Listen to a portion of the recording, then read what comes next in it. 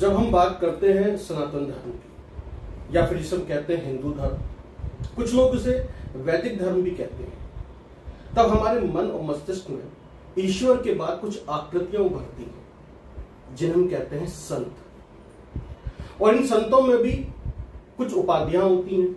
शंकराचार्य उच्च पद है और उसके बाद महामंडलेश्वर। अखाड़े अपने उच्च संतों को एक पद देता है, उसे महामंडलेश्वर पद कहते हैं।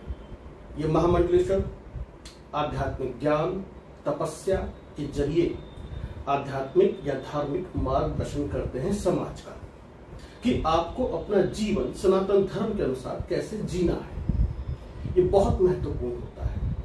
इनके सामने हम नतमस्तक होते हैं, इनका आशीर्वाद प्राप्त करते हैं।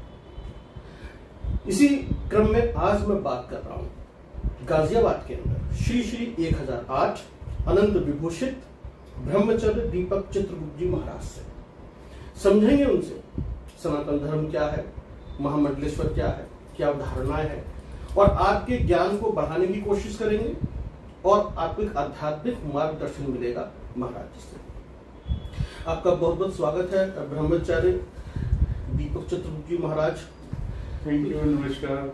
जैसा कि आपका नाम है ब्रह्माचार्य चित्रगुप्त जी महाराज, ये महामंडलेश्वर है, आप किस अखाड़े से हैं, थोड़ा हमारे दर्शकों को बताएं।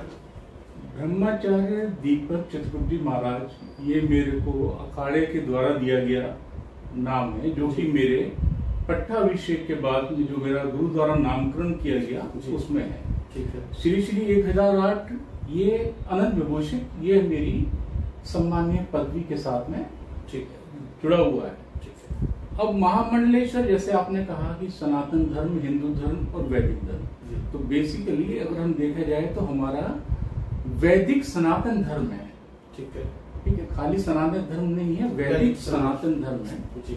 और वैदिक एक अलग शब्द, उसका बहुत मतलब वैसा व्यापक रूप है जो ईश्वर द्वारा दिए गए वचन हैं, जो कि वेदों में संलग्न हैं और सब वेदों के रूप में लिखे हुए हैं, जिनको हम आप्त वचन कहते हैं। उन्हीं की परंपराओं को हम जो फॉलो करते हैं वो वैदिक रीति के हिसाब से करते हैं। उनके अलग अलग विधि प्रोसेस सारी चीजें हैं, वो बड़ा बहुत बृहद जो है सब्जेक्ट है। और सनातन सबसे पुराना, जिसका ना आदि है ना अंत है। बिल्कुल। और धर्म वो जिसको आप अपने मन से धारण करें, जिसको आप अपने मन में ले जाएं, अपनी आदतों में सुमार कर लें। और ये संस्कार से जुड़ा हुआ है। संस्कार का मतलब कि आपकी आत्मा की और आचरण की और चरित्र की शुद्धि, यानी मनुष्य की जीवन शैली, जीवन आप कैसे जिए, आप कैसे जिए, आपको जो शरीर मिला है इसको आप कैसे परिष्कृत, अगर नॉर्मल आम भाषा में बोले तो कैसे इसको आप शुद्धिकरण करके अपने जीवन को एक आयाम दें। जो मैं समझ पा रहा हूँ महाराज जी, शुद्ध जीवन शैली की एक परंपरा जी, एक रीति और एक पद्धति से अपने जीवन को जीना। ठीक है। जो आपके संस्कार कहे जाते हैं, जो आप अपने जन्म के साथ में गर्भाधान से पैदा होने से पहले से लेके चलते हैं और अंतिम संस्कार तक जाते हैं, जो 16 होते हैं। ठीक है। अब इसमें महामंडलेश्वर, जैसे आदि जगत गुरु शंकराचार्य जी ने अपने अखाड़े की और सभी धामों की, चारों धामों की उन्होंने स्थापना की, तो शंकराचार्य जी सबसे बड़ी पदवी है जी। उसके बाद में जगत गुरु जी जो है वो उनकी पदवी कही जाती है जी। फिर आचार्य महामंडलेश्वर, जो कि महामंडलेश्वर के एक हेड कहे जाएंगे जी, उनकी पदवी है। फिर होते हैं महामंडलेश्वर। ठीक है। और महामंडलेश्वर का हर अखाड़े का एक पद है, जो कि नीचे फिर महंत, श्री महंत और ये हिरार्की के हिसाब से चलता रहेगा।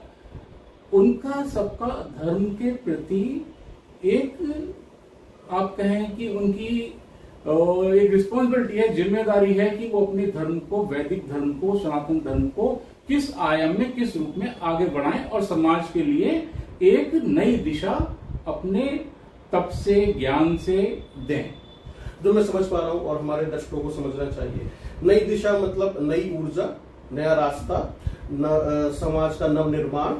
और इसमें दो चीजें आती हैं, एक सत्य, एक असत्य। सत्य मतलब जो कि शाश्वत है, आप उनको उनका जब तक चरित्र निर्माण नहीं करेंगे, चरित्र निर्माण कैसे होगा? अच्छी शिक्षा से, अच्छे ज्ञान से और उन चीजों से जो कि विलुप्त होती जा रही हैं।